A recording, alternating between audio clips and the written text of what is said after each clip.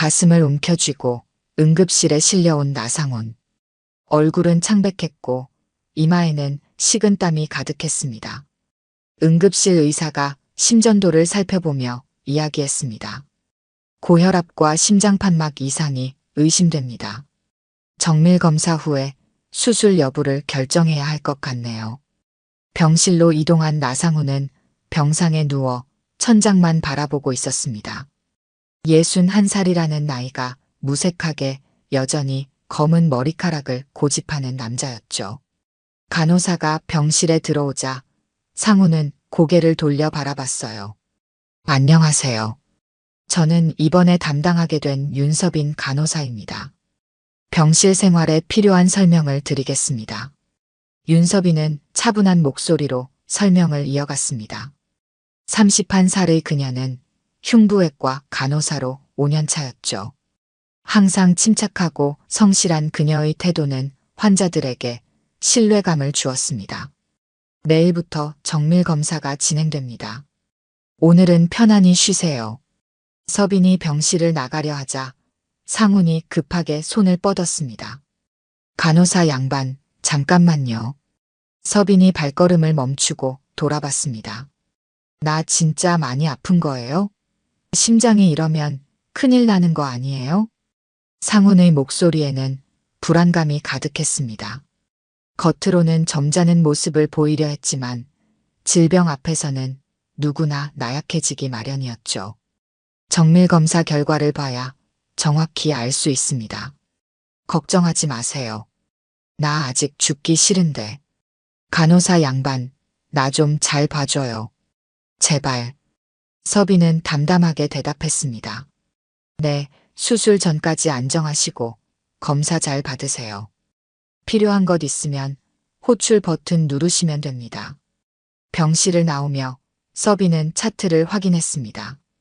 나상훈, 61세, 고혈압, 심장판막 이상 의심. 그저 평범한 환자 정보였지만 왠지 이름이 낯설지 않게 느껴졌어요. 서빈은 고개를 저으며 다른 환자 병실로 향했습니다. 다음 날 정밀 검사가 진행됐습니다. 상훈은 여러 검사 기계 앞에서 어린아이처럼 불안해했죠. 이거 아프지 않죠? 괜찮은 거죠? 내가 심장이 안 좋으니까 조심해야 하지 않을까요? 검사가 끝난 후 의사는 상훈에게 수술이 필요하다고 설명했습니다. 판막 수술은 꽤 위험한 대수술이었죠. 상훈의 얼굴이 하얗게 변했습니다. 수술이요? 꼭 해야 하나요? 다른 방법은 없나요? 현재 상태로는 수술이 최선입니다. 일주일 후로 잡아두었으니 준비하세요. 의사가 나간 뒤 서빈이 병실에 들어왔습니다. 상훈은 마치 구원자를 본 듯 그녀를 바라봤어요. 간호사님, 저 수술한다는데 괜찮을까요? 많이 위험하대요. 나 무서워요. 서빈은 전문적인 표정을 유지하며 대답했습니다. 수술에는 항상 위험이 따르지만 의사 선생님들이 최선을 다할 겁니다. 수술 전까지 상태를 잘 관리하는 게 중요해요. 서빈은 상훈의 활력 징후를 체크하며 담담하게 말을 이었습니다. 수술 날짜까지 여러 준비가 필요합니다. 내일부터 차근차근 준비할게요. 상훈은 여전히 불안한 눈빛으로 서빈을 바라봤습니다. 서빈은 그런 상훈의 모습이 어딘지 모르게 낯설지 않게 느껴졌어요. 마치 오래전부터 알고 있었던 사람처럼 말이죠. 병실 문을 열고 들어선 서빈은 잠시 걸음을 멈췄습니다. 나상훈은 창밖을 바라보며 한숨을 내쉬고 있었죠. 서빈은 조용히 다가가 체온계를 내밀었습니다. 체온 측정할 시간이에요. 상훈은 깜짝 놀라 고개를 돌렸습니다. 아이고, 놀랐네. 그냥 들어오지 말고 노크라도 하고 들어오지. 서빈은 대답 없이 체온계를 상훈의 이마에 갖다 댔습니다. 평소와 다르게 서빈의 눈빛은 복잡해 보였어요. 어젯밤 서빈은 환자 기록을 자세히 살펴보았습니다. 나상훈. 이름이 낯설지 않았던 이유가 서서히 명확해졌죠. 혹시 가족은 없으세요? 서빈의 질문에 상우는 의아한 표정을 지었습니다. 왜요? 수술 동의서 때문에 물어보는 건가요? 네. 수술 전 준비 과정에서 보호자가 필요할 수도 있어서요. 상우는 가볍게 웃으며 대답했습니다. 나 혼자예요. 평생 독신으로 살았지. 어릴 적 여자 하나 있었는데. 상우는 잠시 말을 멈추더니 시선을 창밖으로 돌렸습니다. 애 낳았단 말 들은 적은 있지. 근데 뭐 그땐 젊었고 내 꿈도 있었고 지금 생각해보면 어리석었지만 서빈의 손이 미세하게 떨렸습니다. 어머니가 남긴 유언이 떠올랐죠. 30번째 생일에 받은 편지 속 내용. 내 아버지의 이름은 나상훈이다. 그 사람을 미워하지 마라. 서빈은 감정을 억누르며 활력 징후를 기록했습니다. 서빈의 어머니는 작년에 세상을 떠났어요. 마지막까지 혼자서 딸을 키웠죠. 그리고 죽기 직전 아버지의 이름을 알려주었습니다. 다른 필요한 건 없으세요? 상우는 고개를 저었습니다. 그런데 간호사님, 혹시 결혼하셨어요? 갑작스러운 질문에 서빈은 잠시 굳었습니다. 아직이요. 참 좋을 때네. 나이가 몇이세요? 31살입니다. 상우는 잠시 생각에 잠기더니 중얼거렸습니다. 31살. 나도 그 나이 때는 뭐가 뭔지 모르고 살았지. 서빈은 더 이상 대화를 이어가지 않고 자리를 떴습니다. 복도에서 동료 간호사 지나가 서빈을 불렀어요. 서빈아, 나상훈 환자 담당 바꿔줄까? 어제부터 내가 뭔가 이상해 보여. 서빈은 고개를 저었습니다. 아니, 괜찮아. 그냥 좀 피곤해서 그래. 진아는 서빈의 어깨를 토닥였습니다. 무슨 일 있으면 언제든 말해. 우리가 얼마나 오래 같이 일했는데. 서빈은 억지로 미소를 지었습니다. 이 상황을 어떻게 설명할 수 있을까요? 30년 전에 나를 버린 아버지가 지금 내 담당 환자가 됐어. 말도 안 되는 상황이었죠. 병원 식당에서 점심을 먹던 서빈은 문득 옆자리에서 들려오는 이야기에 귀를 기울였습니다. 심장판막 수술받는 나상훈 환자 말이야. 간호사 윤서빈이랑 닮은 것 같지 않아? 그래, 나는 못 느꼈는데. 눈매가 비슷해. 그리고 입모양도. 서빈은 젓가락을 놓고 자리에서 일어났습니다. 거울을 보기 위해 화장실로 향했어요. 거울 속 자신의 얼굴을 오랫동안 들여다보았습니다. 정말로 닮았을까요? 한 번도 만난 적 없는 사람인데. 저녁 회진 시간, 서빈은 상훈의 병실로 향했습니다. 문을 열기 전 잠시 멈췄어요. 아무렇지 않은 척 행동해야 했습니다. 이건 그저 우연의 일치일 수도 있었으니까요. 병실에 들어서자 상우는 서빈을 보고 활짝 웃었습니다. 아, 우리 간호사님 왔네. 오늘 저녁은 뭐가 나왔어요? 서빈은 약을 건네며 차분히 대답했습니다. 심장에 무리가 가지 않도록 저염식 드셔야 합니다. 약은 식후 30분에 드세요. 상우는 갑자기 진지한 표정으로 말했습니다. 간호사님, 혹시 누구 닮았다는 소리 많이 들어요? 서빈의 심장이 빠르게 뛰기 시작했습니다. 가끔요. 왜 물으세요? 아니, 괜히. 내가 아는 사람이랑 좀 닮은 것 같아서. 서빈은 감정을 삼키며 병실을 나왔습니다. 복도에서 깊은 숨을 내쉬었어요. 이제 의심은 확신으로 바뀌어 가고 있었습니다. 나상훈은 서빈의 아버지였습니다. 그리고 그는 자신이 누군지 모르고 있었죠. 수술 전날 밤 병동은 유난히 조용했습니다. 창밖으로는 도시의 불빛이 반짝이고 있었죠. 서빈은 야간 근무 중이었습니다. 간호사 스테이션에서 차트를 정리하던 서빈은 나상훈의 병실에서 호출 버튼이 울리는 소리를 들었습니다. 서빈은 천천히 일어나 상훈의 병실로 향했습니다. 문을 열자 상훈은 불안한 표정으로 침대에 앉아 있었어요. 땀으로 젖은 얼굴이 창백해 보였습니다.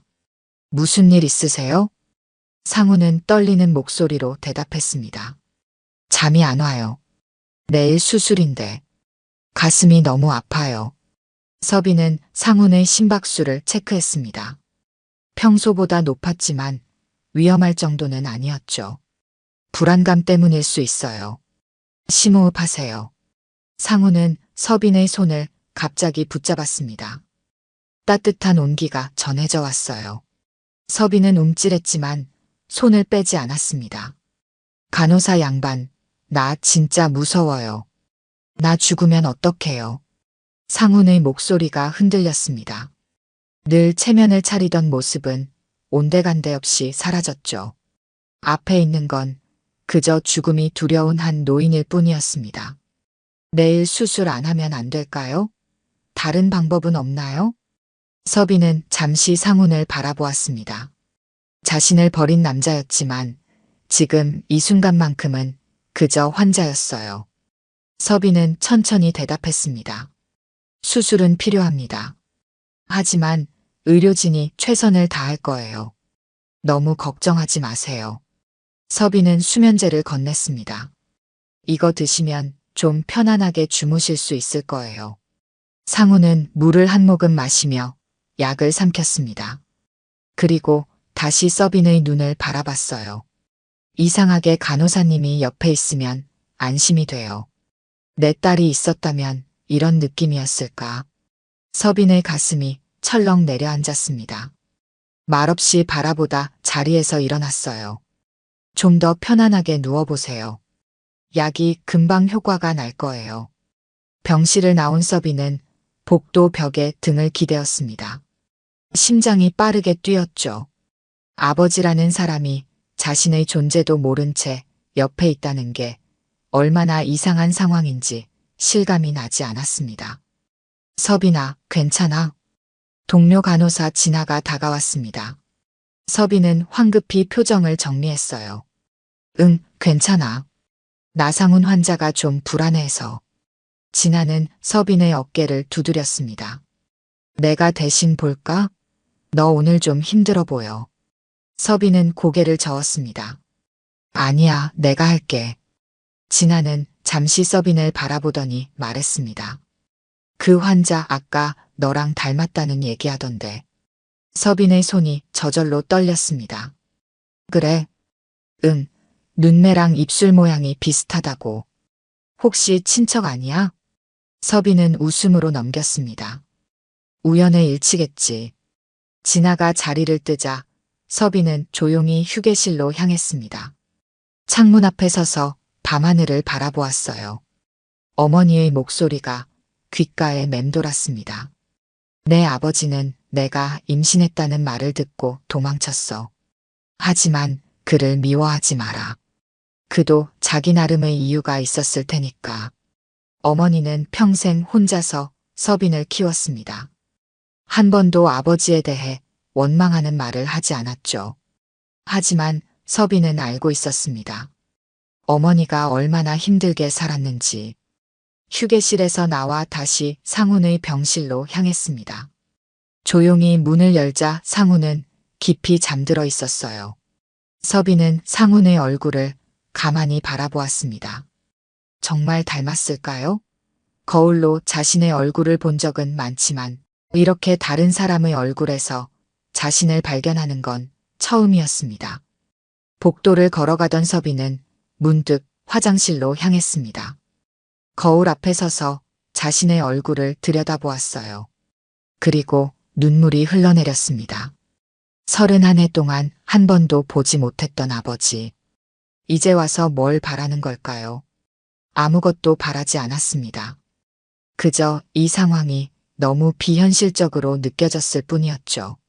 서빈은 눈물을 닦고 다시 간호사 스테이션으로 돌아왔습니다. 내일은 상훈의 수술일이었어요. 서빈은 마음을 다잡았습니다. 어떤 일이 있어도 전문가로서 감정에 휘둘리지 않을 것이라고 다짐했습니다.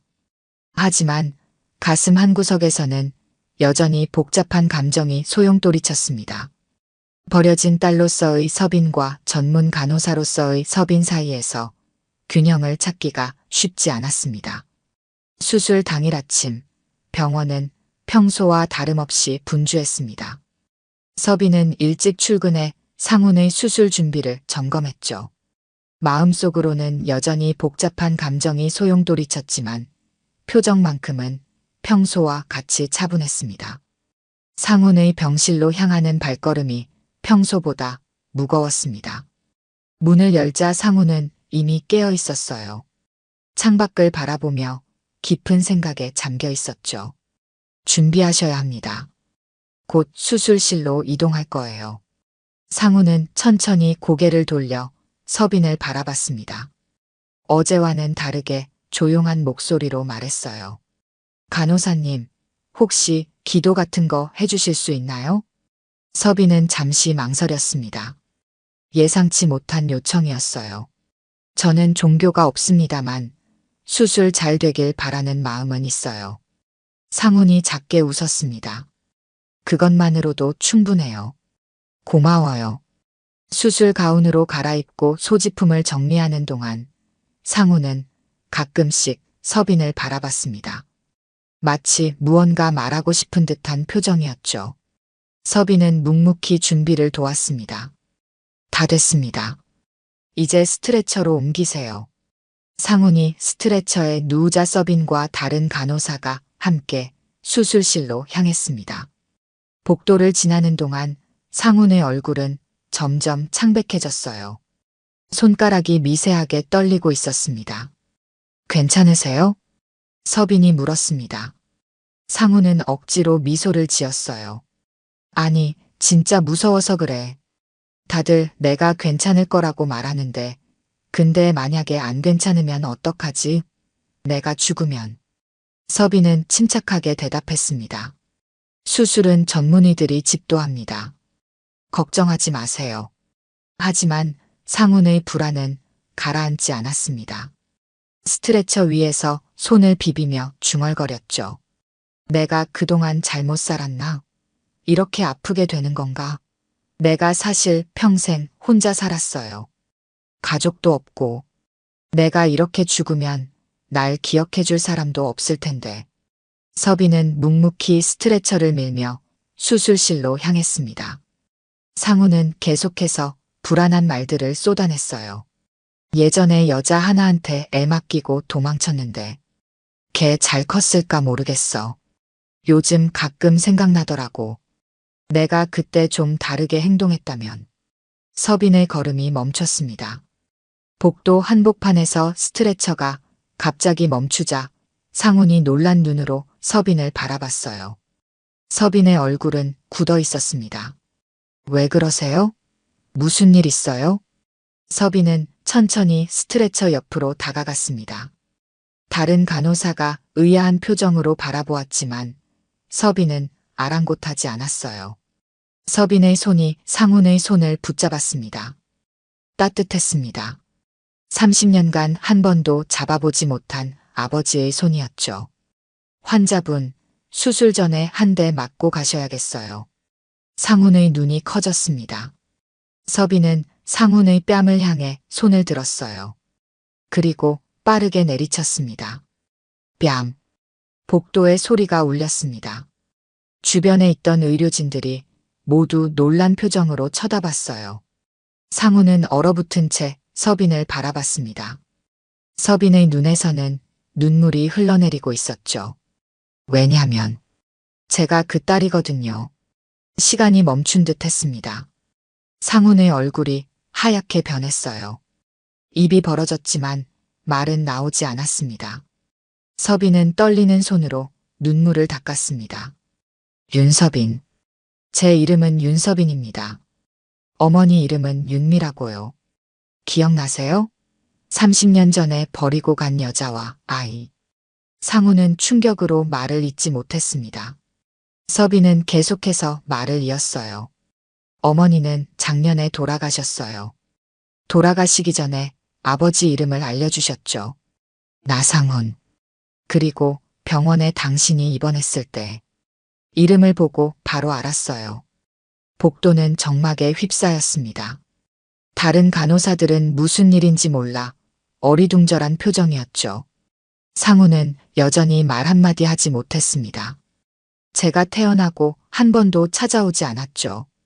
어머니는 평생 혼자서 저를 키웠어요. 한 번도 당신을 원망하는 말을 하지 않으셨지만 얼마나 힘들었는지 저는 압니다. 서빈의 목소리가 떨렸습니다. 하지만 곧 전문가로서의 태도를 되찾았어요. 하지만 지금은 그런 얘기할 시간 없습니다. 수술실에 늦었어요. 서빈은 스트레처를 다시 밀기 시작했습니다. 상우는 여전히 충격에서 벗어나지 못한 채 서빈을 바라봤어요. 입술이 떨리고 있었죠. 서빈아. 서빈은 대답하지 않았습니다. 다른 간호사의 도움을 받아 스트레처를 수술실로 옮겼어요. 수술실 문 앞에서 서빈이 마지막으로 상훈에게 말했습니다. 수술 잘 받으세요. 그리고 죽지만 마세요. 아직 할 얘기가 많으니까. 수술실 문이 닫히고 서빈은 잠시 그 자리에 서 있었습니다. 31해 동안 참아왔던 감정이 마침내 폭발했습니다. 서빈은 조용히 화장실로 향했습니다. 거울 앞에 서서 자신의 얼굴을 바라봤어요. 눈물 젖은 얼굴이 거울에 비쳤습니다. 그리고 거기엔 나상훈을 닮은 눈매가 있었죠. 수술실 내부는 차갑고 긴장감이 감돌았습니다. 의사와 간호사들이 분주히 움직였지만 나상훈의 마음은 여전히 복도에 남아 있었죠. 마취과 의사가 다가와 마취 준비를 시작했습니다. 심호흡하시고 편안하게 누워 계세요. 상훈의 눈은 천장을 바라보았지만 머릿속은 방금 전 일어난 일로 가득했습니다. 윤서빈. 자신이 버린 딸. 그 사실이 믿기지 않았어요. 혈압이 높네요. 긴장을 푸세요. 마취과 의사의 말에도 상훈은 대답하지 않았습니다. 얼굴이 하얗게 변했고 입술이 떨리고 있었죠. 간호사 한 명이 의사에게 속삭였습니다.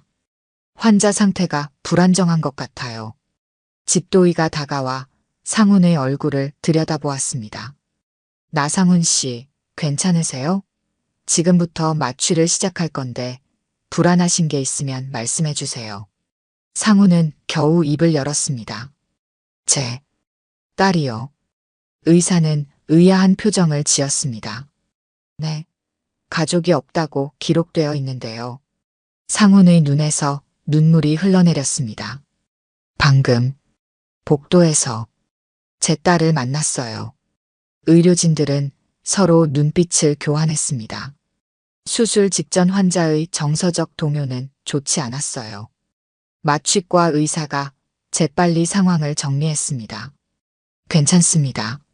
지금은 마음을 편안하게 가지세요. 수술이 끝나면 충분히 시간이 있을 거예요. 마취 약물이 주입되고 상훈의 의식은 서서히 흐려졌습니다.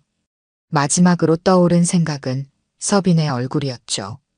자신을 닮은 눈매. 그리고 그 뺨을 때렸을 때의 분노와 슬픔이 섞인 눈빛. 수술실 방. 서빈은 간호사 휴게실에 앉아 있었습니다. 손이 여전히 떨리고 있었어요. 동료 간호사 진아가 들어와 서빈의 어깨를 두드렸습니다. 무슨 일이야? 복도에서 환자 뺨을 때렸다면서? 너 징계 받을 수도 있어.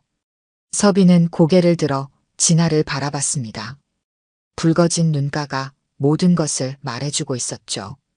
걔가 내 아버지야. 진아의 입이 벌어졌습니다. 뭐, 어떻게? 30년 전에 어머니를 버리고 간 남자야.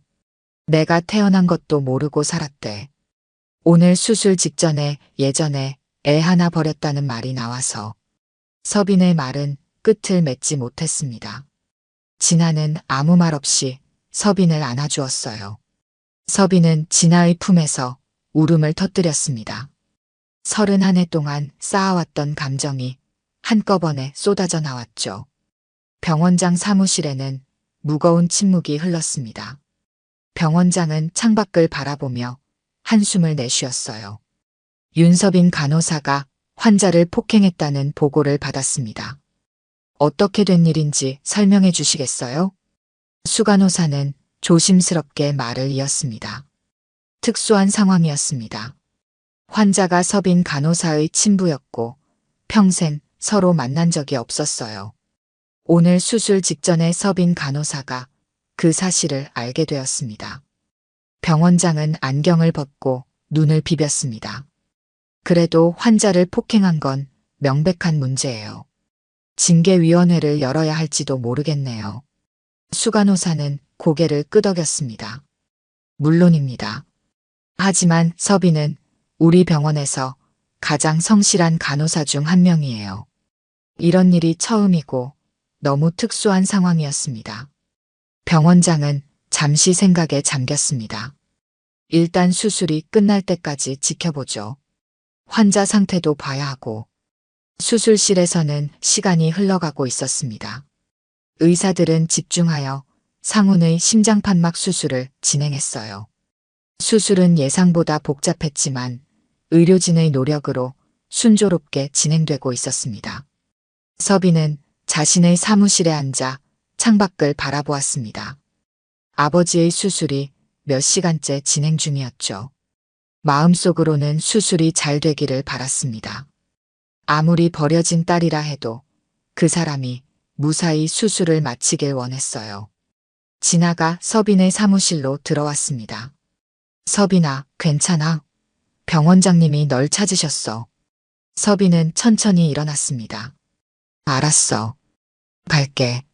서빈이 병원장실로 향하는 동안 수술실에서는 마지막 봉합이 끝나고 있었습니다. 집도인은 만족스러운 표정으로 말했습니다. 수술 성공적이네요.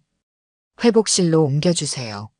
상우는 아직 마취에서 깨어나지 않은 채 회복실로 이동했습니다.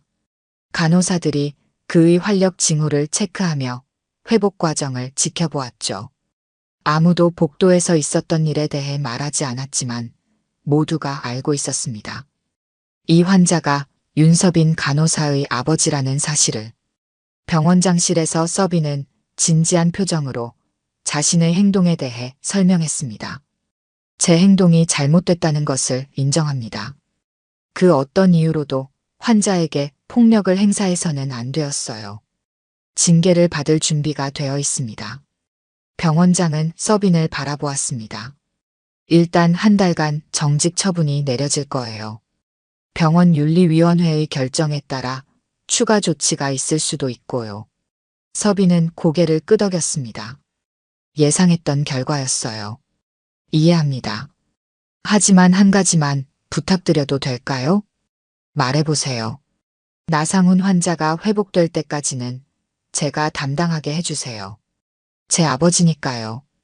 병원장은 잠시 생각하더니 고개를 저었습니다. 그건 어렵겠네요. 윤리적으로 문제가 될 수 있어요. 다른 간호사가 담당할 겁니다.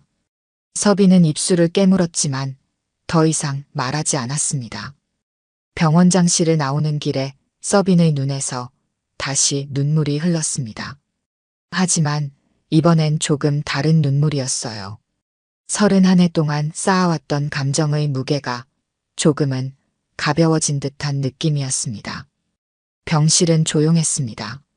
나상훈은 마취에서 깨어나 천장을 바라보고 있었죠.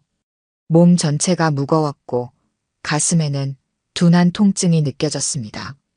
하지만 그보다 더 큰 아픔은 마음속에 있었어요. 담당 간호사가 병실에 들어와 상훈의 상태를 체크했습니다. 의식이 돌아오셨네요. 몸 상태는 어떠세요?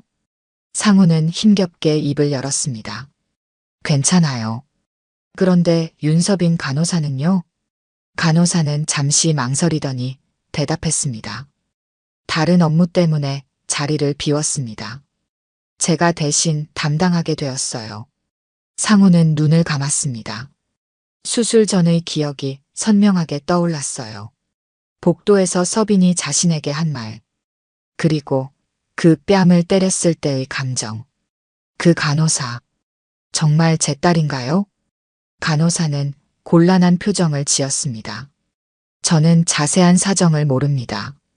회복에 집중하세요. 상훈의 손이 덜덜 떨렸습니다. 자신이 젊은 시절 도망쳤던 그 여자의 딸, 자신의 딸, 평생 알지 못했던 존재가 갑자기 눈앞에 나타났던 겁니다. 시간이 흘러 저녁이 되었습니다. 상훈은 잠들지 못한 채 창밖을 바라보고 있었어요. 문이 열리고 주치의가 들어왔습니다. 회복이 예상보다 좋네요. 수술은 성공적이었습니다. 상훈은 고개를 돌려 의사를 바라봤습니다.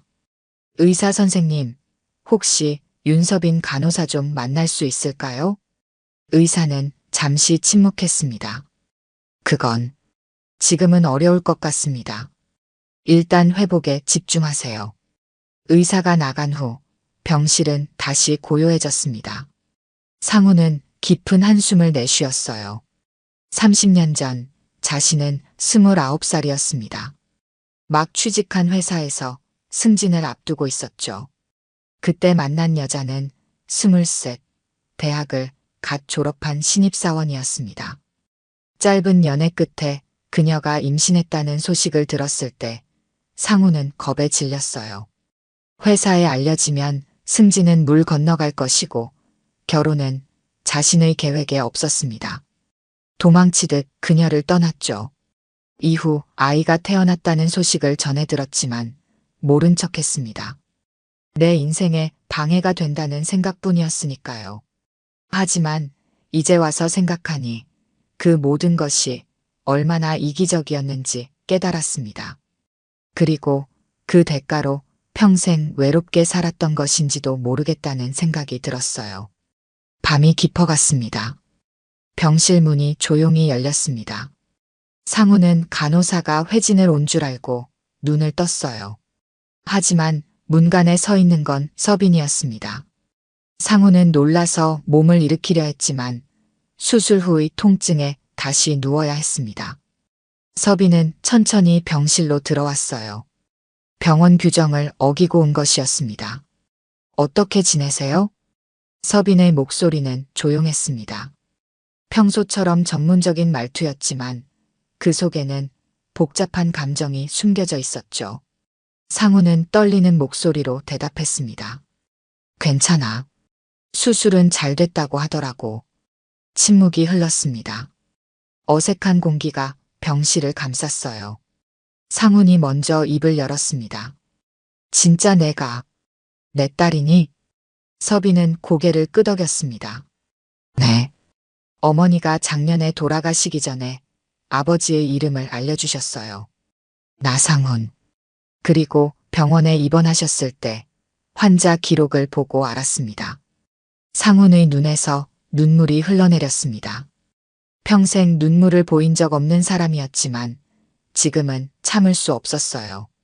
미안해. 정말 미안해. 서빈은 말없이 서 있었습니다.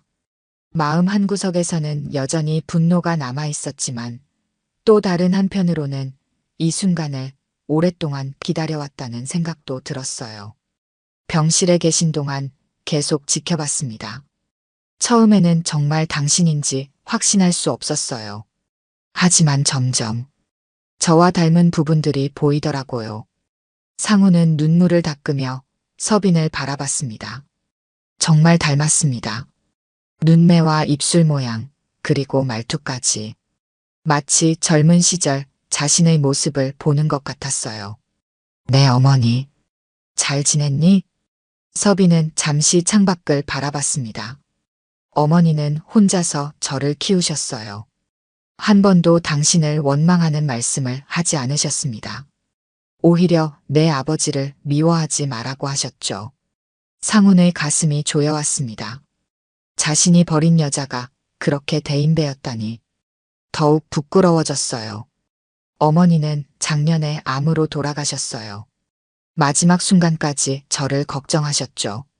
서빈의 눈에도 눈물이 고였습니다. 상훈은 손을 뻗어 서빈의 손을 잡으려 했지만 서빈은 한 걸음 물러섰어요. 아직은 그러기엔 이릅니다. 상훈은 이해한다는 듯 고개를 끄덕였습니다. 서빈은 천천히 병실을 나가려 했어요. 문 앞에서 서빈이 다시 한번 상훈을 바라봤습니다. 수술은 잘 됐지만 회복 기간이 필요해요. 앞으로 조심하세요. 상훈은 눈을 깜빡이며 대답했습니다. 진짜 내가 내 딸이구나. 서빈은 대답하지 않고 문을 열었습니다. 나가기 전 마지막으로 말했어요. 내일 다시 올게요. 그때 더 이야기하죠. 병실 문이 닫히고 상훈은 홀로 남았습니다. 감정이 복받쳐 오르는 것을 참을 수 없었어요. 수술로 열었던 가슴보다 더 큰 상처가 마음속에서 벌어진 것 같았습니다. 그리고 동시에 오랫동안 닫혀있던 무언가가 열리는 느낌도 들었죠. 눈을 감은 상훈의 귓가에 서빈의 목소리가 맴돌았습니다. 진짜 내가 그 말이 의미하는 바를 이제야 깨닫는 것 같았어요. 자신에게도 가족이 있었다는 사실, 그리고 그 가족을 버렸다는 뼈아픈 진실. 다음 날 아침 나상훈의 병실에는 햇살이 가득 들어왔습니다. 간밤의 생각들로 잠을 설친 상훈은 피곤한 얼굴로 창밖을 바라보고 있었죠. 문이 열리고 담당 의사가 들어왔습니다. 오늘 상태는 어떠세요? 통증은요? 상훈은 고개를 돌려 의사를 바라봤습니다. 괜찮아요. 조금 아프긴 하지만 견딜만해요.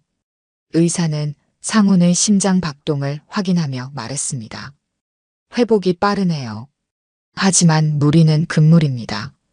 앞으로 일주일 정도는 병원에 더 계셔야 해요. 상훈은 고개를 끄덕였습니다. 의사가 나간 후 상훈은 다시 생각에 잠겼어요.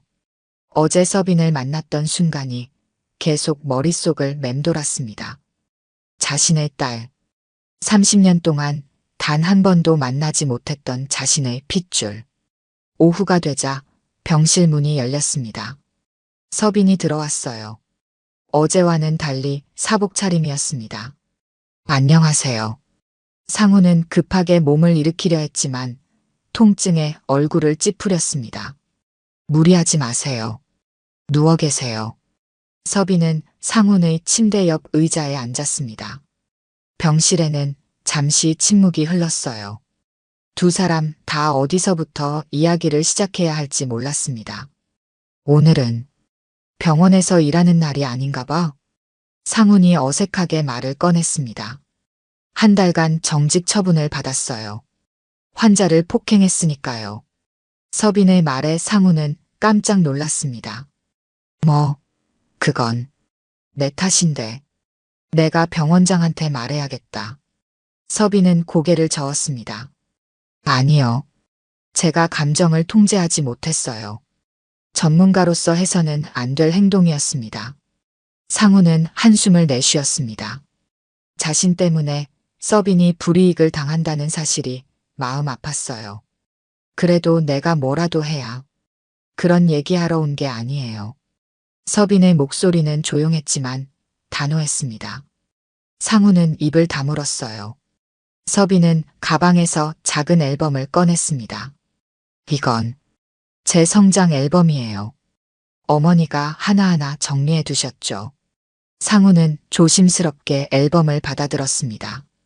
첫 페이지를 펼치자 갓 태어난 아기의 사진이 보였어요. 서빈이었습니다. 상훈의 손이 떨렸습니다. 내가 이렇게 컸구나. 페이지를 넘길 때마다 서빈의 성장 과정이 펼쳐졌습니다.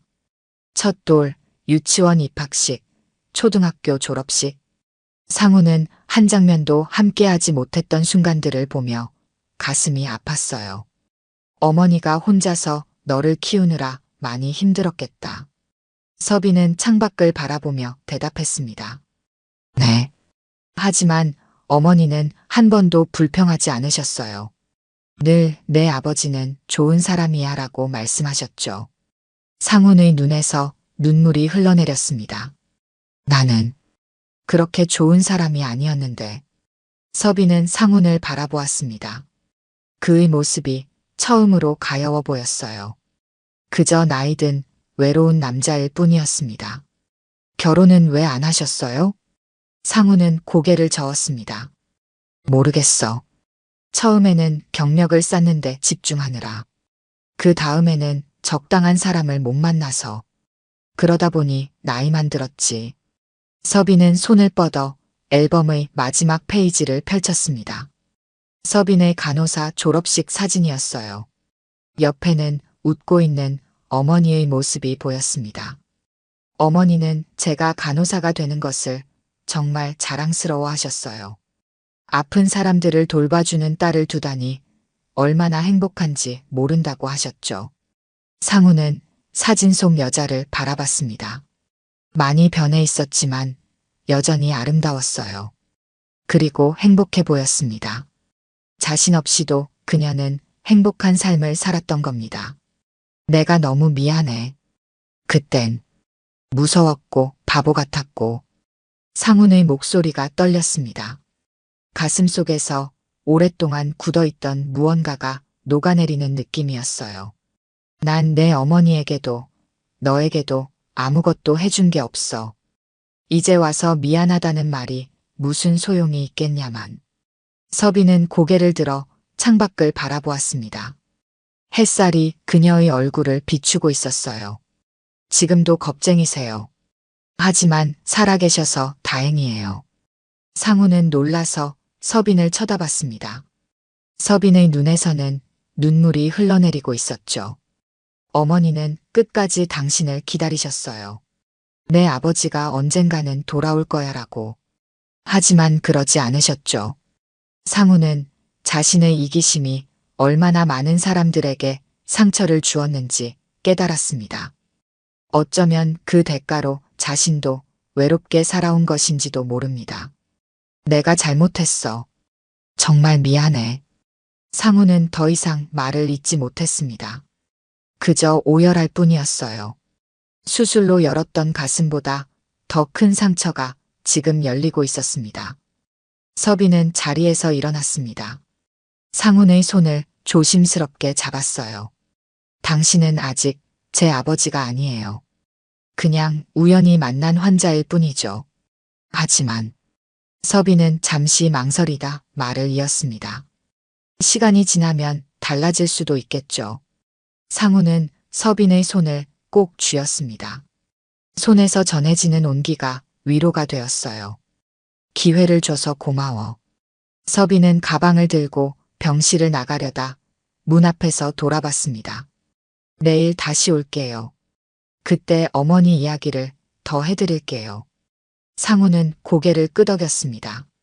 서빈이 나간 후 상우는 앨범을 다시 한번 펼쳤어요. 자신이 놓친 30년의 시간이 고스란히 담겨 있었습니다. 그리고 그 시간들은 돌아오지 않을 겁니다. 하지만 적어도 지금부터는 달라질 수 있을지도 모릅니다. 일주일이 흘렀습니다. 나상훈의 회복은 의사들의 예상보다 빨랐죠. 이제 퇴원을 앞두고 있었습니다. 병실 창가에 앉아 봄 햇살을 받으며 상훈은 생각에 잠겼습니다. 지난 일주일 동안 서빈은 매일 병실을 찾아왔어요. 처음에는 어색했지만 점차 대화가 자연스러워졌습니다. 서빈은 자신의 어린 시절 이야기, 어머니와의 추억, 간호사가 되기까지의 과정을 들려주었습니다. 상우는 그저 듣기만 했어요. 자신이 놓친 31회를 한 번에 알아가는 것은 불가능했지만 조금씩이나마 딸의 삶을 이해하고 싶었습니다. 문이 열리고 주치의가 들어왔습니다. 오늘 퇴원하셔도 될 것 같네요. 회복이 아주 좋습니다. 상우는 고개를 끄덕였습니다. 감사합니다, 선생님. 의사는 퇴원 후 주의사항을 설명했습니다. 약 복용 방법, 식이 조절, 정기 검진 일정 등. 상우는 모든 것을 꼼꼼히 메모했어요. 이제는 건강을 더 소중히 여기게 되었습니다. 살아야 할 이유가 생겼으니까요. 의사가 나간 후 상우는 병실을 정리하기 시작했습니다. 한 주 동안 쌓인 물건들을 가방에 넣었어요. 그때 병실 문이 열렸습니다. 서빈이 들어왔죠. 퇴원 준비 중이세요? 상우는 고개를 들어 서빈을 바라봤습니다. 응. 의사 선생님이 오늘 퇴원해도 된대. 서빈은 가방을 내려놓고 상훈의 짐을 정리하는 것을 도왔습니다. 두 사람 사이에는 이제 어색함보다는 편안함이 더 컸어요. 앞으로 어떻게 지내실 거예요? 서빈의 질문에 상훈은 잠시 생각에 잠겼습니다. 글쎄, 집으로 돌아가겠지. 그동안 방치했던 건강도 챙기고. 침묵이 흘렀습니다. 둘 다 퇴원 후에도 계속 만날 수 있을지 묻고 싶었지만 쉽게 입을 열지 못했어요. 서빈아. 상훈이 조심스럽게 말을 꺼냈습니다. 내가 집에 돌아가면 가끔 연락해도 될까? 서빈은 창밖을 바라보며 대답했습니다. 네. 약 잘 드시는지 체크해야 하니까요. 상훈은 서빈의 진짜 의도를 알기 위해 그녀의 눈을 바라봤습니다. 서빈의 눈에는 복잡한 감정이 담겨 있었어요. 아직 완전히 마음을 열지는 못했지만 적어도 문을 닫지는 않았습니다. 고마워. 상훈의 짐을 다 정리한 후 서빈은 휠체어를 가져왔습니다. 병원 규칙이에요. 퇴원할 때는 휠체어를 타야 합니다. 상훈은 순순히 휠체어에 앉았습니다. 서빈이 휠체어를 밀며 병실을 나섰어요. 복도에는 여러 환자와 의료진들이 분주히 오가고 있었습니다. 엘리베이터에 도착한 두 사람은 잠시 침묵했죠. 서빈아, 사실 내가 없었다면 난 수술을 무서워서 피했을지도 몰라. 서빈은 상훈을 내려다봤습니다. 그래서 뺨을 때렸나요? 용기를 주려고. 상훈은 웃음을 터뜨렸습니다. 아마도 그랬을 거야. 내 어머니도 그랬어. 내가 겁쟁이일 때 용기를 주곤 했지. 서빈의 입가에도 작은 미소가 번졌습니다. 엘리베이터가 도착하고 두 사람은 1층으로 내려갔어요. 병원 로비에 도착하자 상훈이 휠체어에서 일어났습니다. 여기까지만 해도 될 것 같아. 이제 혼자 걸을 수 있어. 서빈은 고개를 끄덕였습니다. 두 사람은 병원 출구까지 함께 걸었어요. 밖에는 봄 햇살이 환하게 비치고 있었습니다. 당신 집에 데려다 드릴까요? 상훈은 고개를 저었습니다. 아니, 괜찮아. 택시 탈게. 너도 할 일이 있을 테니까. 서빈은 망설이다가 주머니에서 종이를 꺼냈습니다. 제 연락처예요. 필요하시면 언제든 전화하세요. 상훈은 종이를 받아 주머니에 넣었습니다. 그리고 조심스럽게 물었어요. 혹시 언젠가 내 집에 초대해 줄 수 있을까? 내 어머니 사진도 더 보고 싶고. 서빈은 잠시 생각하더니 대답했습니다. 언젠가는요. 아직은 시간이 좀 필요해요. 상훈은 이해한다는 듯 고개를 끄덕였습니다. 서빈은 병원으로 돌아가기 위해 몸을 돌렸어요. 그럼 안녕히 가세요. 약 잊지 말고 드세요. 상훈은 서빈이 멀어지는 모습을 바라보았습니다. 그리고 작게 중얼거렸어요. 서빈아, 아빠란 말 한 번만 해줬으면 좋겠다. 상훈은 그 말이 서빈에게 들리지 않았다고 생각했습니다. 하지만 서빈은 잠시 걸음을 멈추었어요. 그 말을 들었던 겁니다. 서빈은 돌아보지 않고 다시 걸음을 옮겼습니다. 병원 입구에서 잠시 멈춰서서 깊은 숨을 내쉬었어요. 그녀의 눈에는 눈물이 맺혀 있었습니다. 상훈은 택시를 잡아 집으로 향했습니다. 집에 도착해 현관문을 열자 오랫동안 비어있던 집의 공기가 그를 맞이했어요. 텅 빈 집이었습니다. 예전에는 이것이 익숙했지만 이제는 왠지 낯설게 느껴졌습니다. 거실 소파에 앉아 TV를 켰지만 상훈의 마음은 다른 곳에 있었어요. 서빈이 건네준 종이를 꺼내 번호를 바라봤습니다. 전화해도 될까? 아직은 이른 건 아닐까? 복잡한 생각들이 머릿속을 맴돌았습니다. TV를 꺼놓고 창밖을 바라보며 상훈은 혼잣말을 했습니다. 서빈이 아빠란 말 한 번만 해줬으면 좋겠다. 그 순간 전화기가 울렸습니다. 상우는 놀라서 전화를 받았어요. 여보세요? 약은 드셨나요? 서빈의 목소리였습니다. 상훈의 가슴이 따뜻해졌어요. 아직, 지금 먹으려던 참이었어. 잊지 마세요. 건강 챙기셔야 해요. 아버지. 마지막 단어를 듣고 상훈은 숨을 멈췄습니다. 서빈은 더 이상 말을 잇지 않고 전화를 끊었어요. 상훈의 눈에서는 눈물이 흘러내렸습니다. 행복한 눈물이었죠. 병원 복도에 서 있던 서빈도 마찬가지였습니다. 전화를 끊고 깊은 숨을 내쉬었어요. 아직은 어색했지만 언젠가는 자연스러워질지도 모르겠다는 생각이 들었습니다. 30년의 시간을 하루아침에 메울 수는 없지만 적어도 이제 시작할 수 있을 것 같았어요. 병원 창문 너머로 보이는 하늘은 맑고 푸르렀습니다. 서빈은 미소를 지었습니다. 어머니가 하늘에서 지켜보고 있다면 아마 기뻐하실 거라고 생각했어요. 그리고 서빈 자신도 마음속에 있던 무거운 짐을 조금은 내려놓은 듯한 가벼움을 느꼈습니다. 오늘 들려드린 이야기가 여러분의 마음에 작은 울림이 되었기를 바랍니다. 이야기가 좋으셨다면 좋아요와 구독 부탁드려요. 다음 사연을 들려드리는데 큰 힘이 된답니다. 그리고 여러분의 이야기도 댓글로 들려주세요. 다음 이야기 때 또 뵙겠습니다. 서울 도심 한복판 100층이 넘는 강그룹 본사 빌딩의 최상층. 창문을 통해 내려다 보이는 도시는 마치 장기판처럼 정돈되어 있습니다. 강세준 회장은 창가에 서서 깊은 숨을 내쉬었죠. 75의 나이가 무색하게 여전히 꼿꼿한 자세를 유지하고 있지만 오늘따라 어깨가 무겁게 느껴집니다. 회장님, 오후 회의 자료 가져왔습니다. 비서의 목소리에 강세준은 천천히 고개를 돌렸어요.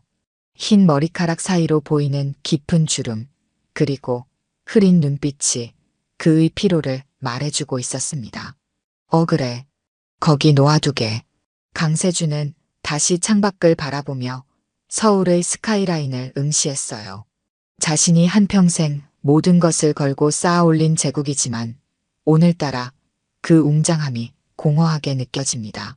최근 건강검진에서 의사는 심각한 얼굴로 안정을 취하라 권했죠.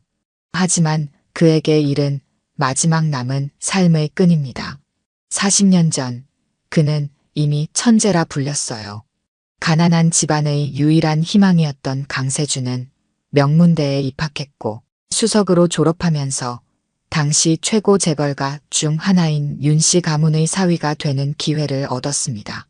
재벌가로의 혼사는 명예롭고 미래를 보장했지만 사랑 없는 결혼이었죠.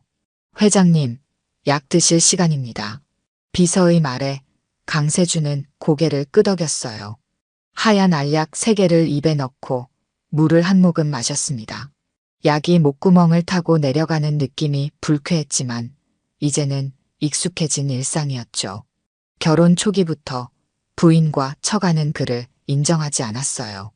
비록 뛰어난 두뇌와 사업 감각을 가졌지만 그들에게 강세준은 그저 가난한 집안 출신의 자수성가한 사위에 불과했습니다. 강세준은 자신의 가치를 증명하기 위해 밤낮으로 주말도 없이 일했죠. 그리고 성공했어요. 하지만 그 성공의 이면에는 항상 외로움이 있었습니다. 다음 주 일정 확인해 드릴까요? 아니, 오늘은 이만하지. 피곤하군. 강세준은 의자에 천천히 앉았어요. 거대한 책상 위에는 서류들이 가지런히 정리되어 있었습니다. 그 많은 서류 더미 사이에서 유독 눈에 띄는 것은 오래된 사진 한 장이었죠. 강세준은 조심스럽게 사진을 집어들었어요. 오랜 세월의 흔적이 묻어있는 사진 속에는 웃고 있는 젊은 여성과 3살쯤 되어 보이는 어린 소녀가 있었습니다. 강세준의 눈가에 주름이 깊게 패였어요. 그 사진 속 인물들은 그의 가슴 속에 깊이 묻어두었던 또 다른 가족이었죠. 어떤 날은 그들이 단지 꿈이었던 것만 같았습니다. 그렇게 먼 옛날의 일이었으니까요. 하지만 사진 속 여성의 미소는 지금도 생생했어요. 강세준은 창가로 돌아가 서울의 밤을 바라보았습니다. 수많은 빌딩의 불빛들이 별처럼 반짝이고 있었죠. 그 어딘가에 그들이 있을까요? 아니면 이미 이 도시를 떠나버렸을까요? 강세준의 가슴 한구석이 아려왔어요. 혜진아. 창밖으로 흘러나온 그의 목소리는 고요한 사무실의 메아리처럼 울렸습니다. 그리고 그 소리는 30년 전 그의 인생을 바꾸어 놓았던 그 시간으로 그를 데려갔어요. 30년 전 강세준의 인생은 겉으로 보기에 완벽했어요. 40대 후반 그는 이미 재계의 중심에 서 있었습니다. 윤씨 가문의 사업을 맡아 2배, 3배로 키워냈고 주변에서는 경영의 귀재라 불렸죠. 하지만 그 화려한 성공의 이면에는 늘 공허함이 자리하고 있었어요. 강그룹 임원회의실, 강세준은 차가운 표정으로 회의를 주재하고 있었습니다. 날카로운 질문과 명확한 지시로 회의는 일사천리로 진행됐죠. 회의가 끝나고 모두가 자리를 떠난 후 그는 창가에 서서 깊은 한숨을 내쉬었어요. 부사장님, 다음 회의 준비가 끝났습니다. 문득 들려온 목소리에 강세준은 고개를 돌렸습니다. 막 입사한 새 비서 오혜진이었죠. 30 초반의 나이, 단정한 차림새와 부드러운 목소리가 인상적이었어요. 그래, 고맙네. 강세준의 목소리는 의도치 않게 부드러워졌습니다. 오혜진은 미소를 지으며 고개를 숙였죠. 그 순간 강세준의 시선이 오혜진의 손에 머물렀어요. 가늘고 긴 손가락, 피아니스트의 손이었습니다. 혹시 피아노를 치는가? 갑작스러운 질문에 오혜진의 눈이 커졌어요. 네, 어떻게 아셨죠? 대학에서 피아노를 전공했습니다. 강세준은 무심한 듯 고개를 끄덕였지만 내심 놀라움을 감추지 못했죠. 음악을 전공한 사람이 왜 대기업 비서로 일하고 있는지 궁금했어요. 그날 이후 강세준은 자연스럽게 오혜진을 관찰하게 되었습니다. 꼼꼼하게 일을 처리하는 모습, 언제나 밝은 미소, 그리고 때때로 무의식적으로 흥얼거리는 멜로디까지. 한 달 후 늦은 밤 강세준은 사무실에 홀로 남아 일하고 있었어요. 문득 피아노 소리가 들려왔습니다. 호기심에 소리의 근원을 찾아 걸음을 옮겼죠. 소리는 군의 휴게실에서 나고 있었어요. 문을 살짝 열자 오혜진이 작은 전자 피아노 앞에 앉아 쇼팽의 녹턴을 연주하고 있었습니다. 강세준은 문가에 서서 그 연주에 귀를 기울였어요. 피아노 소리가 회사의 차가운 공기를 따뜻하게 감싸는 것 같았습니다. 오혜진의 연주는 전문가 수준이었죠. 마지막 음이 휴게실에 여운을 남기고 사라졌을 때 강세준은 자신도 모르게 박수를 치고 있었어요. 아, 부사장님. 오혜진은 놀란 표정으로 일어섰습니다. 죄송합니다. 방해가 되었다면 사과드립니다. 아니네. 아름다운 연주였어. 강세준은 다소 어색하게 말했어요. 왜 피아니스트의 길을 포기했나? 오혜진의 표정이 잠시 어두워졌습니다. 현실이라는 것이 있으니까요. 돈도 벌어야 하고 부모님도 모셔야 하고요. 강세준은 고개를 끄덕였어요. 그도 비슷한 선택을 했던 적이 있었습니다. 꿈보다는 현실을, 자유보다는 안정을 선택했던 순간들이죠. 그날 이후 두 사람은 종종 늦은 밤 휴게실에서 마주치게 되었어요. 오혜진은 연주를 하고 강세준은 그 연주를 들었습니다. 그리고 때로는 대화를 나누었죠. 오혜진은 강세준이 만났던 어떤 사람과도 달랐어요. 그녀는 솔직했고 때로는 예상치 못한 방식으로 생각을 표현했습니다. 그녀에게 음악은 단순한 취미가 아니라 삶이었죠. 강세준은 자신도 모르게 그런 오혜진에게 끌렸어요. 어느 비 오는 날 저녁, 강세준은 오혜진에게 저녁 식사를 제안했습니다. 회사 근처 조용한 레스토랑이었죠. 이전과는 다른 분위기, 이전과는 다른 대화였어요. 강세준은 오랜만에 자신의 과거, 꿈, 그리고 두려움에 대해 털어놓았습니다. 오혜진도 자신의 이야기를 들려주었죠. 나의 꿈은 콘서트홀에서 연주하는 것이었어요.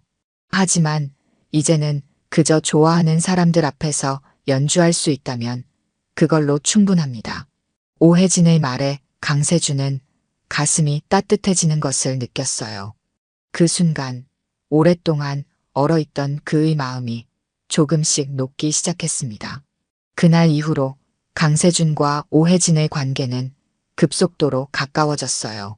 비와 저녁 식사가 끝난 날 강세준은 처음으로 오혜진의 손을 잡았습니다. 그 순간 두 사람 사이에 흐르는 전율은 부정할 수 없는 감정의 증거였죠.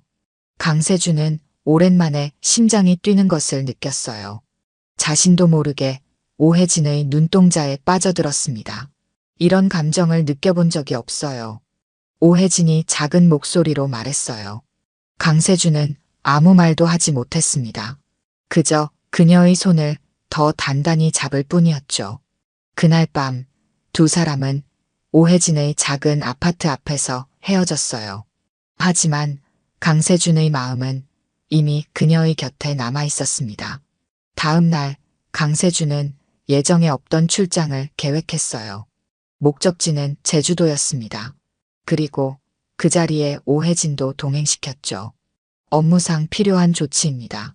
강세준은 회사에 그렇게 말했어요. 하지만 제주도의 푸른 바다와 하늘 아래 두 사람은 이미 업무를 넘어선 관계가 되어 있었습니다.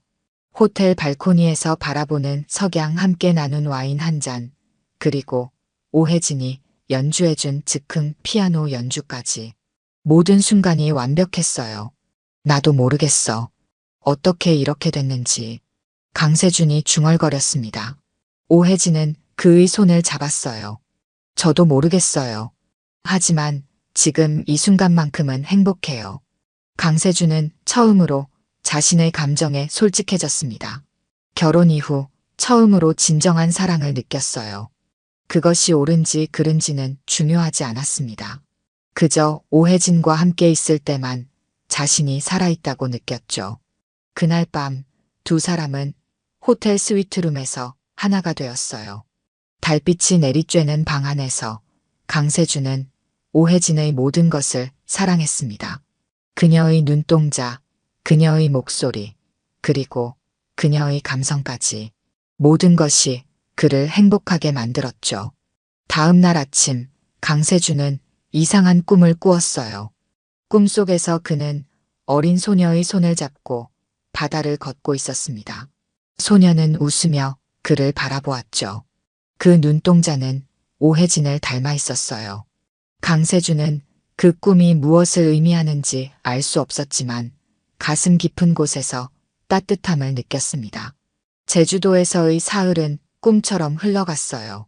강세준과 오혜진은 마치 신혼부부처럼 행복한 시간을 보냈습니다. 하지만 현실로 돌아갈 시간이 다가왔죠.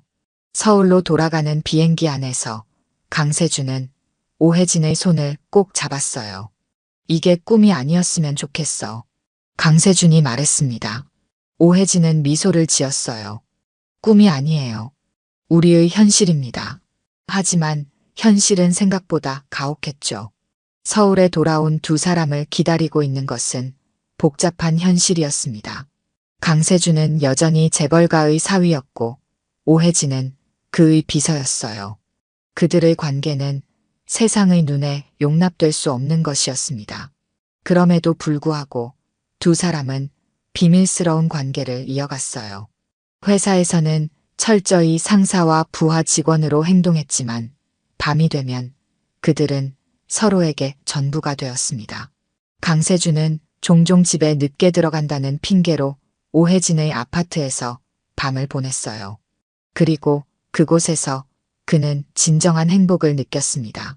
두 달이 지난 어느 날 오혜진이 창백한 얼굴로 강세준을 찾아왔어요. 무슨 일이야? 강세준이 물었습니다. 오혜진은 떨리는 손으로 작은 종이 한 장을 건넸어요. 임신 테스트기 결과였습니다. 양성. 강세준은 그 순간 모든 것이 멈춘 것 같았어요. 혜진아. 강세준의 목소리가 떨렸습니다. 오혜진의 눈에 눈물이 맺혔어요. 어떡하죠? 저는 이 아이를 낳고 싶어요. 강세준은 망설임 없이 오혜진을 안았습니다. 그의 마음은 이미 정해져 있었어요. 걱정하지 마. 내가 책임질게. 우리 아이를 낳자. 그 순간 강세준은 자신의 인생에 새로운 장이 열린다는 것을 느꼈습니다. 비록 세상의 시선은 차갑고 앞으로의 길은 험난할 것이지만 그는 오혜진과 뱃속의 아이를 지키기로 결심했어요. 그것이 그의 진정한 행복이라고 믿었기 때문입니다. 혜진아, 우리 함께 새로운 시작을 해보자. 강세준은 오혜진의 손을 꼭 잡았어요. 오혜진은 눈물 섞인 미소를 지었습니다. 네, 함께해요. 우리 셋이. 아무도 모르게 강세준은 서울 외곽에 작은 집을 마련했어요. 주말마다 그는 그곳에서 오혜진과 시간을 보냈습니다. 그리고 오혜진의 배가 불러올수록 강세준의 행복도 커져갔죠. 드디어 그는 진정한 가족을 갖게 된 것 같았습니다. 사랑하는 여자와 곧 태어날 아이, 그것만으로도 충분했어요. 임신 사실을 알게 된 직후 오혜진은 회사를 그만두었습니다. 배가 불러오기 전에 사람들의 의심을 피하기 위한 결정이었죠. 강세준은 그녀에게 안정적인 생활을 보장해 주었어요. 서울 외곽의 조용한 주택가, 나무가 울창한 정원이 있는 2층 집에서 오혜진은 새 생활을 시작했습니다. 강세준은 주말마다 그곳을 찾았고 종종 평일 저녁에도 들러 오혜진과 시간을 보냈어요. 아이 이름은 어떻게 지을까요? 오혜진이 물었습니다. 강세준은 잠시 생각에 잠겼어요. 유진이 어떨까? 강유진. 유진이요? 어떤 의미가 있나요? 유독 빛나는 진주처럼 우리 아이가 세상에서 가장 빛나는 존재가 되길 바라는 마음이야. 오혜진은 행복한 미소를 지었어요. 정말 아름다운 이름이네요. 저도 마음에 들어요. 그렇게 두 사람은 태어날 아이의 이름을 강유진으로 정했습니다. 강세준은 남모를 설렘과 기대로 가득 찼어요.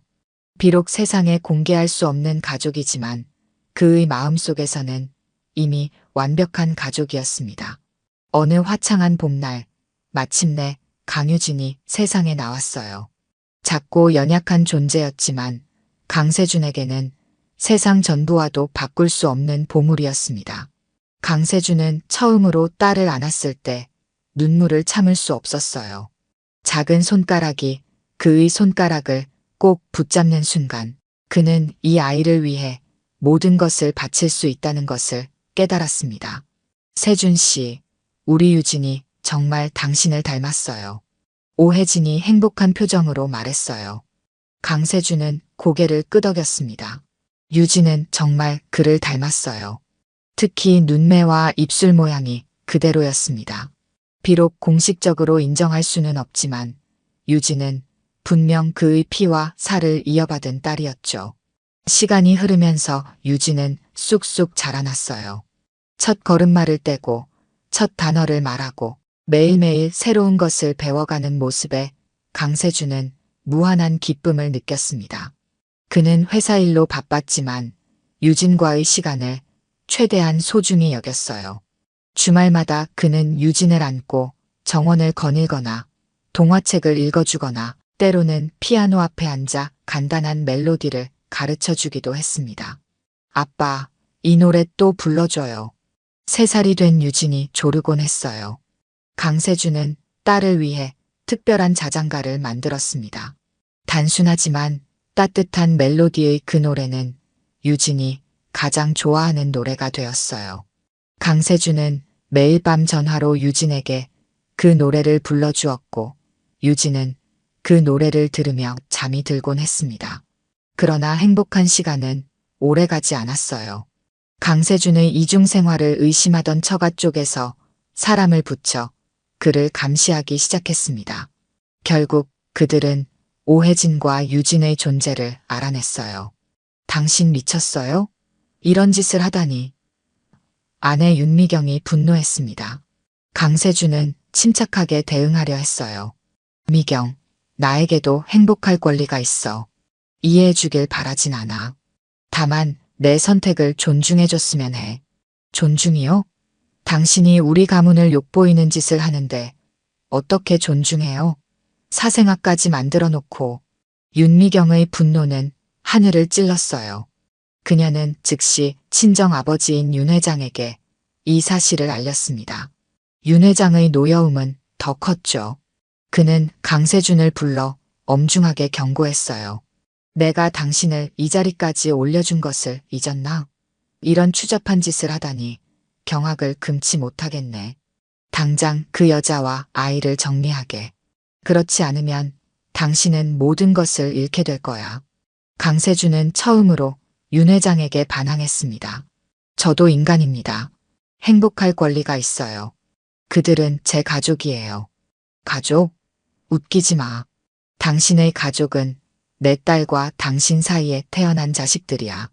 그 여자와 아이는 불륜의 산물일 뿐이지. 윤 회장의 말은 칼날처럼 날카로웠어요. 그러나 강세준은 물러서지 않았습니다. 그는 오혜진과 유진을 지키기로 결심했어요. 그러나 상황은 빠르게 악화되었습니다.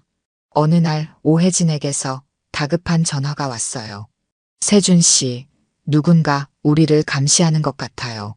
사진도 찍고 집 주변을 계속 돌아다니고 있어요. 강세준은 즉시 오혜진의 집으로 향했습니다.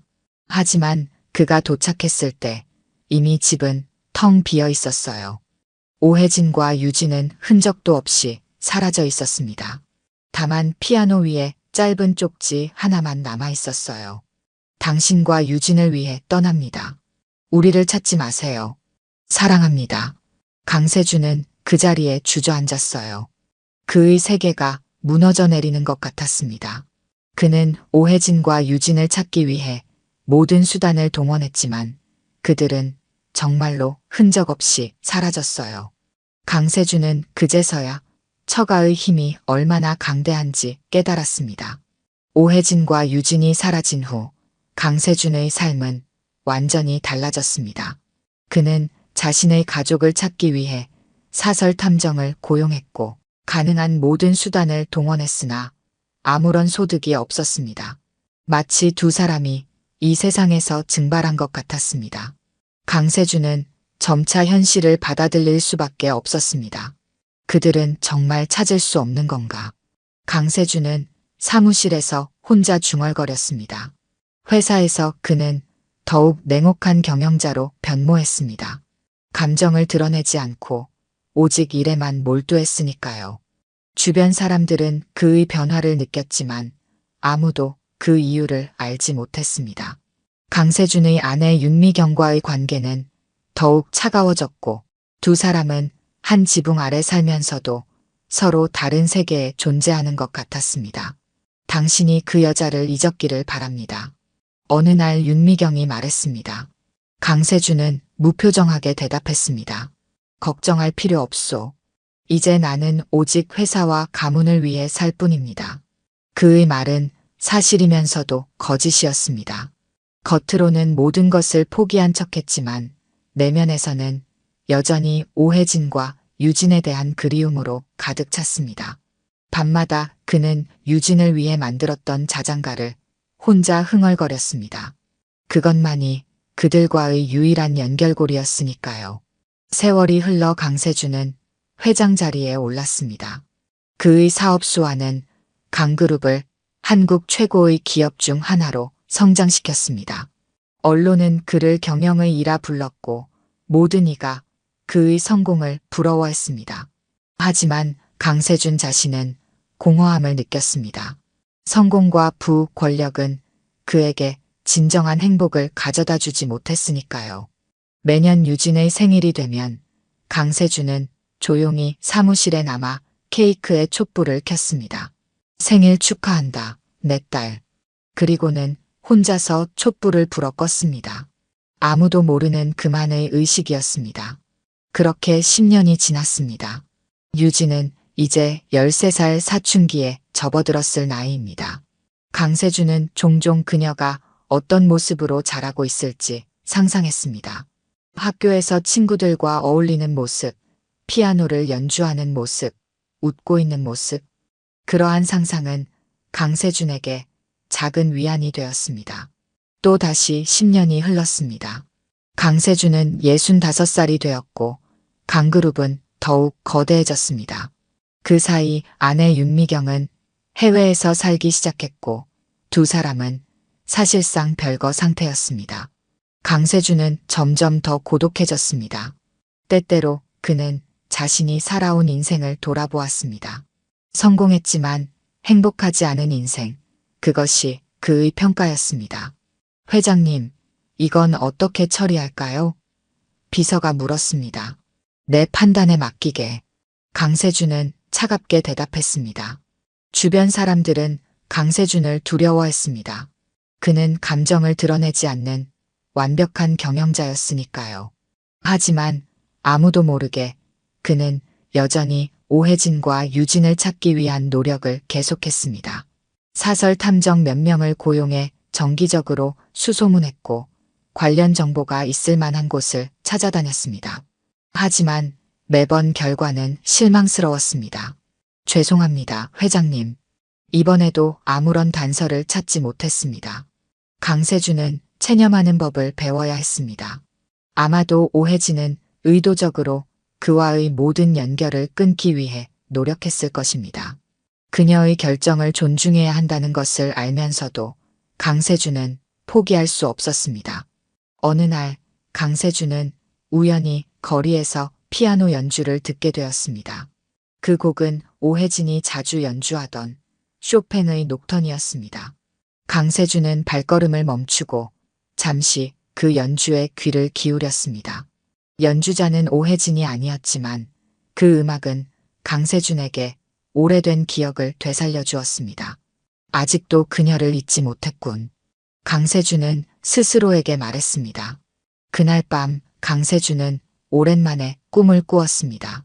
꿈속에서 그는 오혜진과 함께 피아노 앞에 앉아 있었고 유진은 그들 옆에서 웃고 있었습니다.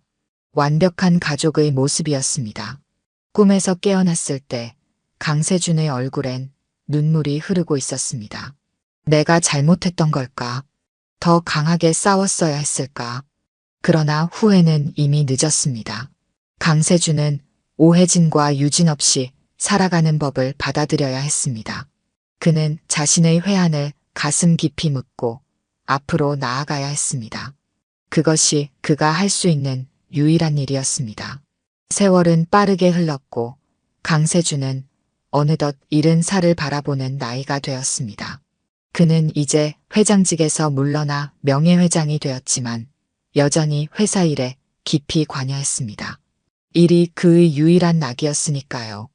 그러던 어느 날 강세준의 비서가 사직서를 제출했습니다. 새 비서를 구해야 합니다. 인사팀에서 몇 명 추천해 왔습니다. 강세준은 피곤한 표정으로 고개를 끄덕였습니다. 알겠네. 면접을 진행하게. 인사팀에서 추천한 비서 지원자들의 면접이 진행되었습니다. 강세준은 무덤덤한 표정으로 지원자들을 만났습니다.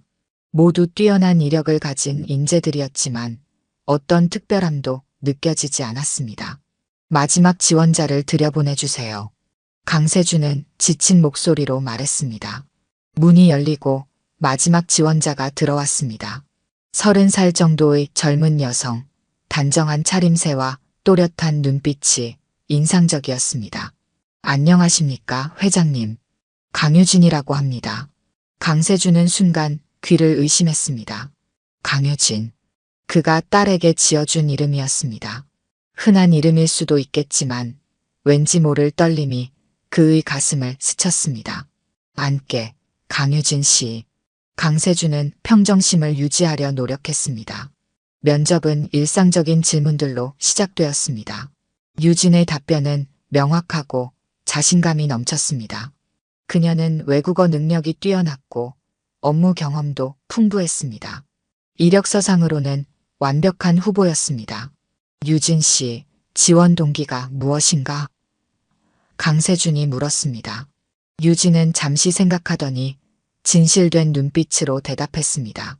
사실 어렸을 때부터 강그룹에서 일하는 것이 꿈이었습니다. 회장님의 경영 철학을 존경해왔고 그 일부가 되고 싶었습니다. 강세준은 고개를 끄덕였습니다. 직설적이면서도 솔직한 답변이었습니다.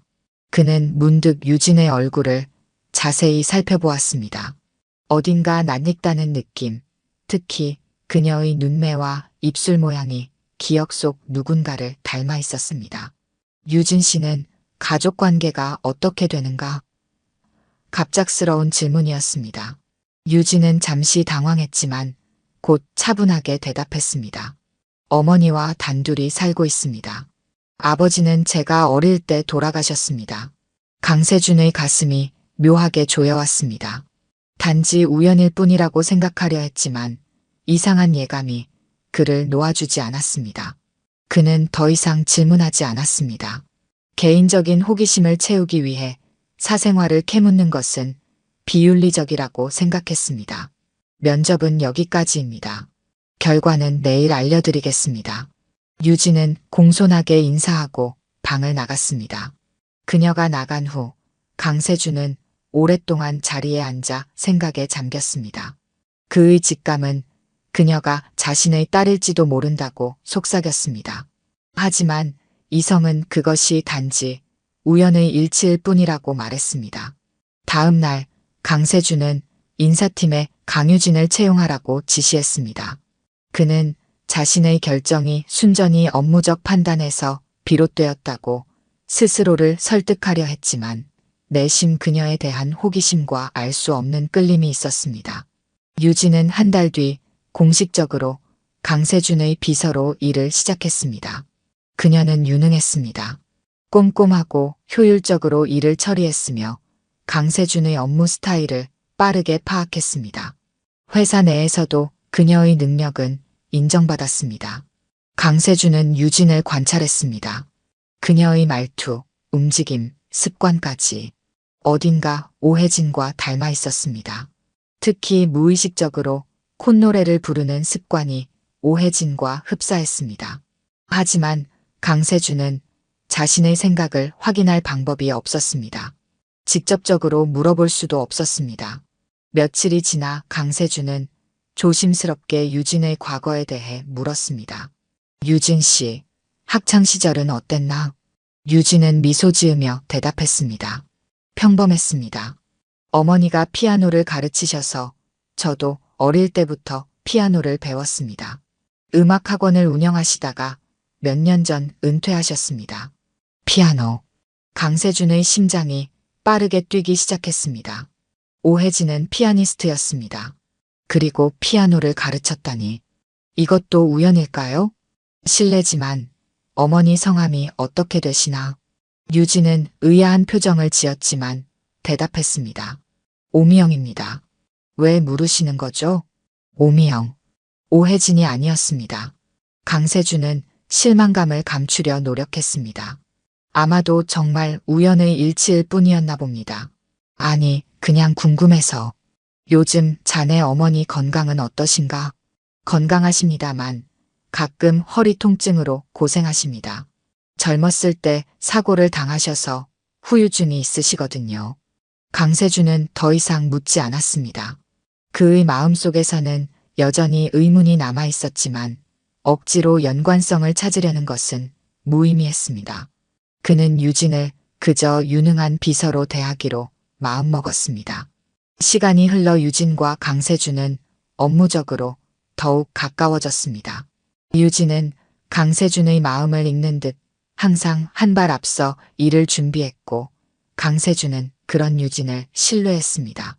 때로는 그녀가 마치 자신의 일부인 것처럼 느껴졌습니다. 어느 날 밤 사무실에 늦게까지 남아 일하던 강세준은 문득 피아노 소리를 들었습니다. 그는 소리를 따라 휴게실로 향했습니다.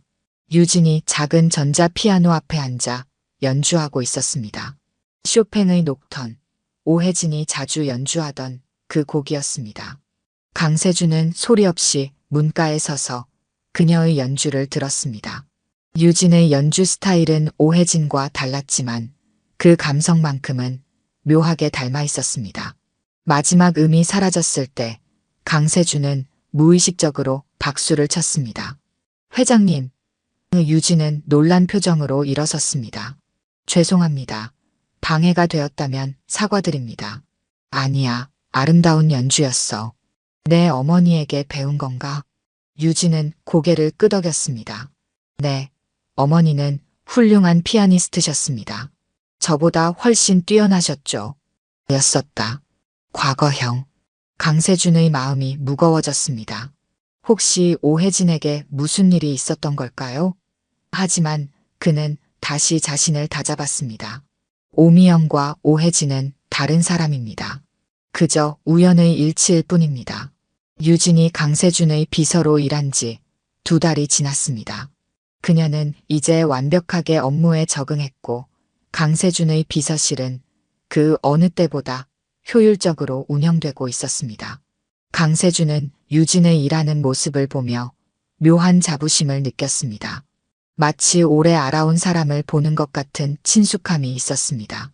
강세준은 여전히 유진의 정체에 대한 의문을 품고 있었지만 더 이상 파고들지 않기로 결심했습니다. 그저 운명의 장난일 뿐이라고 스스로를 설득했습니다. 하지만 그의 마음 한구석에서는 여전히 그녀가 자신의 딸일지도 모른다는 희망이 꺼지지 않았습니다. 그날은 평소와 다름없는 아침이었습니다. 강세준은 일찍 출근해 중요한 회의를 준비하고 있었습니다. 유진도 서류를 정리하며 분주히 움직였습니다. 그때 유진이 무심코 콧노래를 부르기 시작했습니다. 강세준의 손이 멈췄습니다. 그 멜로디, 그가 어린 유진을 위해 만들었던 자장가였습니다.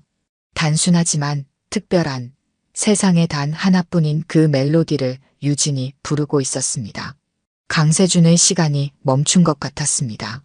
그 노래, 강세준의 목소리가 떨렸습니다. 유진은 놀란 듯 콧노래를 멈추었습니다. 네.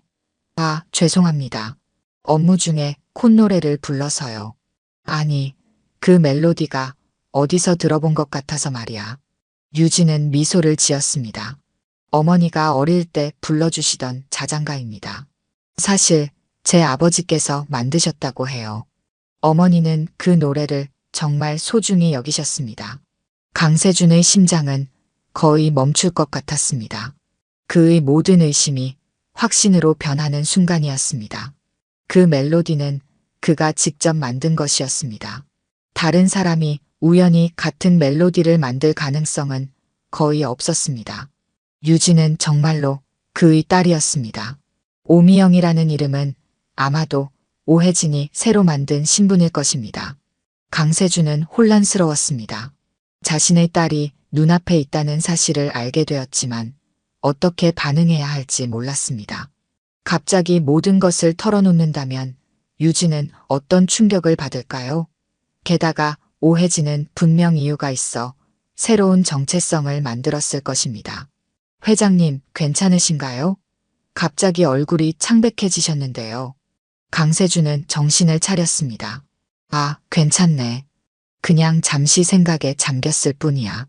그날 이후 강세준은 조심스럽게 유진에 대해 알아보기 시작했습니다. 그녀의 성장 과정, 교육 배경, 그리고 가족 관계까지 모든 것을 확인하고 싶었습니다. 그러나 직접적으로 물어볼 수는 없었습니다. 그는 자신이 신뢰하는 사람에게 비밀리에 조사를 부탁했습니다. 일주일 후 강세준은 조사 결과를 받아들었습니다. 보고서에 따르면 강유진은 부산에서 태어나 어머니 오미영과 단둘이 살았습니다. 아버지는 그녀가 3살 때 사고로 세상을 떠났다고 기록되어 있었습니다. 오미영은 피아노 학원을 운영하며 유진을 키웠고 5년 전 건강 문제로 은퇴했습니다. 모든 것이 오혜진과 연결되었습니다. 아마도 그녀는 강세준의 가문으로부터 도망치기 위해 이름을 바꾸고 부산으로 이주했을 것입니다. 유진에게는 아버지가 사고로 죽었다고 말했겠지요. 그것이 가장 안전한 방법이었을 테니까요. 강세준은 가슴이 아팠습니다. 자신이 27년 동안 놓친 딸의 인생을 생각하니 후회가 밀려왔습니다. 유진의 첫 걸음마, 첫 등교, 졸업식, 그리고 수많은 생일들. 그 모든 순간에 자신은 없었습니다. 강세준은 눈물을 참을 수 없었습니다. 아버지로서 아무것도 해주지 못했구나. 강세준은 혼자 중얼거렸습니다. 그는 유진에게 진실을 말해야 할지 고민했습니다. 하지만 그것이 옳은 결정일까요? 유진은 이미 자신만의 인생을 살아왔습니다. 갑작스러운 진실은 그녀의 세계를 완전히 뒤흔들어 놓을 수 있었습니다. 강세준은 잠시 시간이 필요했습니다. 그는 며칠간의 휴가를 냈고 강원도의 조용한 별장에서 홀로 생각을 정리했습니다. 산책을 하며 그는 오혜진과 함께했던 시간들을 떠올렸습니다. 그리고 자신이 내린 결정들, 그 결정들이 세 사람의 인생에 어떤 영향을 미쳤는지 깊이 생각했습니다. 서울로 돌아온 강세준은 결심했습니다. 유진에게 진실을 말하지 않기로 한 것입니다. 대신 그녀를 조용히 지켜보고 필요할 때 도움을 주기로 했습니다. 유진은 이미 훌륭한 성인으로 성장했고 자신의 길을 잘 걷고 있었습니다. 갑작스러운 진실은 그녀에게 혼란만 줄 뿐이라고 판단했습니다. 그날 이후 강세준은 유진을 대하는 태도가 미묘하게 변했습니다. 여전히 엄격한 상사였지만 때때로 부성애에 가까운 따뜻함을 보여주었습니다. 유진의 건강을 챙기고 그녀의 의견을 존중하며 때로는 작은 선물로 그녀를 놀라게 했습니다. 회장님, 이건 무슨 의미인가요? 유진이 책상 위에 놓인 작은 선물 상자를 보며 물었습니다. 강세준은 미소를 지었습니다. 자네가 요즘 열심히 일하는 모습이 보기 좋아서 작은 감사의 표시야. 열어보게. 상자 안에는 고급 만년필이 들어 있었습니다. 유진은 감동한 표정으로 고개를 숙였습니다. 정말 감사합니다, 회장님. 소중히 간직하겠습니다. 강세준은 속으로 생각했습니다. 내가 행복하다면 그걸로 충분하다. 내 딸아. 시간이 흘러 유진과 강세준의 관계는 더욱 깊어졌습니다.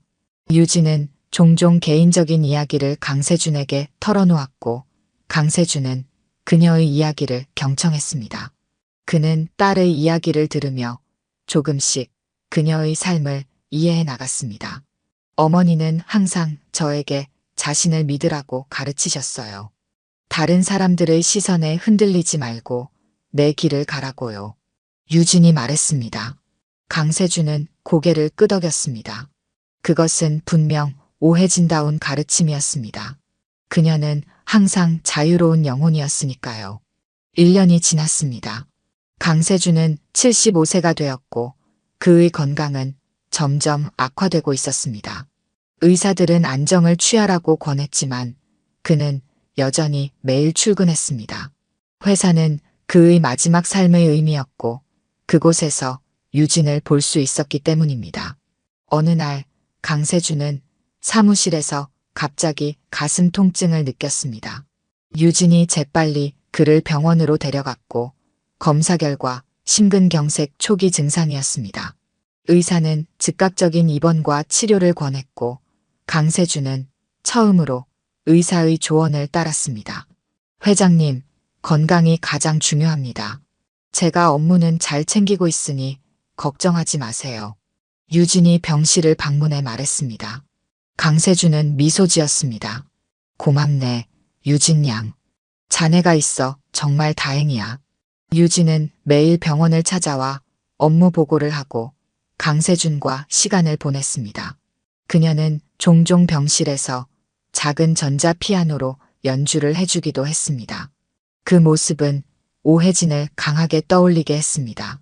한 달 후 강세준의 건강이 조금 호전되었습니다. 그는 퇴원했지만 의사의 지시에 따라 당분간 재택근무를 하게 되었습니다.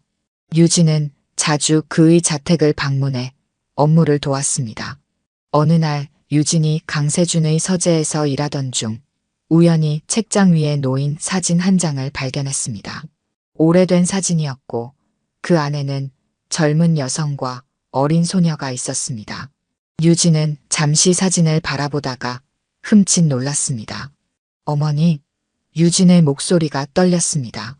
강세준이 서재로 들어왔을 때 유진은 여전히 사진을 들고 있었습니다. 회장님, 이 사진 속 여성은 누구신가요? 강세준은 순간 말문이 막혔습니다. 그가 오랫동안 숨겨온 비밀이 드러나는 순간이었습니다. 그는 깊은 숨을 내쉬고 천천히 대답했습니다. 오래전 내가 알았던 소중한 사람이네. 유진의 눈이 커졌습니다. 이 여성은 제 어머니와 똑같이 생겼습니다. 그리고 이 아이는 저와 닮았습니다. 이게 무슨 의미인가요? 강세준은 유진의 눈을 똑바로 바라보았습니다. 이제 더 이상 진실을 숨길 수 없었습니다. 그는 천천히 소파에 앉았고 유진에게도 앉으라고 손짓했습니다. 유진 양, 오랫동안 말하지 않은 이야기가 있네. 내가 젊었을 때의 일이야. 강세준은 처음부터 이야기했습니다. 오혜진과의 만남, 그들의 사랑, 유진의 탄생, 그리고 그들이 헤어질 수밖에 없었던 상황까지 모든 진실을 털어놓았습니다. 유진은 말없이 듣고 있었고 그녀의 눈에는 조금씩 눈물이 맺혔습니다. 그래서 회장님이 제 아버지라는 말씀이신가요? 유진의 목소리가 떨렸습니다. 강세준은 고개를 끄덕였습니다. 그렇네. 하지만 나는 자네에게 아버지로서의 역할을 제대로 하지 못했어. 미안하네. 정말 미안해. 유진은 충격을 감추지 못했습니다. 평생 믿어온 진실이 무너지는 순간이었습니다. 그녀는 자리에서 일어나 창가로 걸어갔습니다. 밖은 이미 어두워지고 있었고 서울의 불빛이 반짝이기 시작했습니다. 어머니는 항상 제 아버지가 멋진 사람이었다고 말씀하셨어요. 사업에 성공했고 자상했으며 음악을 사랑했다고요. 하지만 사고로 돌아가셨다고만 알고 있었습니다. 강세준은 고개를 숙였습니다. 자네 어머니는 자네를 위해 새로운 삶을 만들려 했던 거야. 그것이 당시 그녀가 할 수 있는 최선이었을 거네. 유진은 잠시 침묵했다가 물었습니다. 어머니는 왜 떠나셨나요? 정말 회장님의 가문 때문이었나요? 그랬을 거야. 내 처가는 매우 강압적이었고 자네 어머니와 자네를 위협했을 수도 있어. 오혜진은 자네를 보호하기 위해 모든 것을 포기하고 떠났던 거네. 유진의 눈에서 눈물이 흘렀습니다. 어머니는 언제나 저를 위해 모든 것을 희생하셨어요. 혼자서 저를 키우시느라 얼마나 힘드셨을까요? 강세준도 눈물을 참을 수 없었습니다. 자네 어머니는 정말 대단한 여성이었어. 용기 있고 강인하고 사랑이 넘치는 사람이었지. 유진은 다시 강세준을 바라보았습니다. 어머니는 5년 전에 돌아가셨습니다. 암이었어요. 마지막까지 저에게 당신 이야기는 하지 않으셨어요. 강세준의 가슴이 무너져 내렸습니다. 오혜진이 세상을 떠났다는 사실에 깊은 슬픔이 밀려왔습니다. 그녀를 다시 만날 수 있다는 희망을 항상 가지고 있었는데 이제 그 희망은 완전히 사라졌습니다. 그랬군. 그녀를 다시 만나지 못하게 되다니. 강세준의 목소리가 떨렸습니다. 유진은 천천히 강세준 앞으로 걸어왔습니다. 어머니는 마지막까지 행복하셨어요. 그리고 항상 제게 말씀하셨죠. 내 아버지는 우리를 사랑했단다. 그걸 잊지 마라. 저는 그 말씀을 이해하지 못했지만 이제 알 것 같습니다. 강세준은 고개를 들었습니다. 유진의 눈에는 이제 분노보다는 이해의 빛이 있었습니다. 난 자네에게 아버지라고 불려달라고 요구하지 않을 거야. 그럴 자격이 없으니까. 하지만 남은 시간 동안 자네를 위해 무엇이든 하고 싶네. 유진은 잠시 생각하더니 말했습니다. 갑자기 이런 사실을 알게 되니 혼란스럽습니다. 시간이 필요할 것 같아요. 물론이지. 자네가 원하는 만큼 시간을 가져도 좋아. 유진은 고개를 끄덕이고 자리를 떠났습니다. 강세준은 홀로 남아 창밖을 바라보았습니다. 오랫동안 숨겨온 비밀을 드디어 말했다는 해방감과 동시에 오혜진을 영원히 잃었다는 슬픔이 그를 덮쳤습니다. 일주일 후 유진이 다시 찾아왔습니다. 그녀는 조용히 강세준의 서재에 들어와 피아노 앞에 앉았습니다. 그리고 강세준이 어릴 적 유진에게 지어준 자장가를 연주하기 시작했습니다. 강세준은 놀란 눈으로 유진을 바라보았습니다. 유진은 연주를 마치고 강세준을 향해 미소 지었습니다. 어머니는 이 노래가 당신이 지어주신 거라고 말씀하셨어요. 제가 태어났을 때 당신이 만든 특별한 자장가라고요. 강세준은 눈물을 참으며 고개를 끄덕였습니다. 맞아. 내가 태어났을 때 지어준 노래야. 너를 위한 선물이었지. 유진은 깊은 숨을 내쉬었습니다. 저는 아직도 당신을 아버지라고 부르기는 어려울 것 같습니다. 하지만 우리가 서로를 알아가는 시간을 가져보면 어떨까요? 강세준의 눈이 빛났습니다. 그는 천천히 고개를 끄덕였습니다. 그것만으로도 충분하네. 정말 고맙구나. 그날 이후 강세준과 유진은 조금씩 가까워졌습니다. 그들은 업무 외적인 시간을 함께 보내며 서로에 대해 알아갔습니다. 유진은 자신의 어린 시절 이야기를 들려주었고 강세준은 오혜진과의 추억을 나누었습니다. 몇 달 후 강세준의 건강이 급격히 악화되었습니다. 의사들은 더 이상 할 수 있는 것이 없다고 말했고 강세준은 평화롭게 인생의 마지막을 준비했습니다. 유진은 매일 그를 방문하여 함께 시간을 보냈습니다. 마지막 날 강세준은 유진의 손을 잡고 말했습니다. 유진아, 너를 만난 것은 내 인생에서 가장 큰 축복이었다. 비록 아버지로서 제대로 역할을 하지 못했지만 너를 자랑스럽게 생각한다. 유진의 눈에서 눈물이 흘렀습니다. 저도 당신을 만나게 되어 기뻤습니다. 아버지. 그것이 유진이 처음으로 강세준을 아버지라고 부른 순간이었습니다. 강세준의 얼굴에 평화로운 미소가 번졌고 그는 조용히 눈을 감았습니다. 강세준의 장례식 날 유진은 작은 피아노 앞에 앉아 그가 지어준 자장가를 연주했습니다. 그 노래는 이제 두 사람을 이어주는 영원한 유산이 되었습니다. 유진은 연주를 마치고 하늘을 바라보았습니다. 안녕히 가세요, 아버지. 이제는 어머니와 함께 편안히 쉬세요. 창문 너머로 햇살이 비추고 있었고 새들이 노래하고 있었습니다. 유진은 아버지가 남긴 회사, 재산, 추억을 이어받아 자신만의 길을 걸어갈 준비가 되어 있었습니다.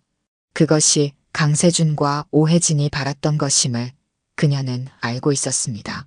마지막 장면, 유진은 강그룹의 새로운 회장으로서 사무실에 앉아 있습니다. 그녀의 책상 위에는 두 장의 사진이 놓여 있습니다. 하나는 오혜진의 사진, 다른 하나는 강세준의 사진. 유진은 미소를 지으며 일을 시작합니다. 그리고 무의식적으로 그 자장가를 콧노래로 부르기 시작합니다. 그래, 모두가 행복했으면 좋겠어. 유진은 창밖을 바라보며 중얼거립니다. 그곳에는 그녀의 미래가 기다리고 있었습니다. 오늘 들려드린 이야기가 여러분의 마음에 작은 울림이 되었기를 바랍니다. 이야기가 좋으셨다면 좋아요와 구독 부탁드려요. 다음 사연을 들려드리는데 큰 힘이 된답니다. 그리고 여러분의 이야기도 댓글로 들려주세요. 다음 이야기 때 또 뵙겠습니다.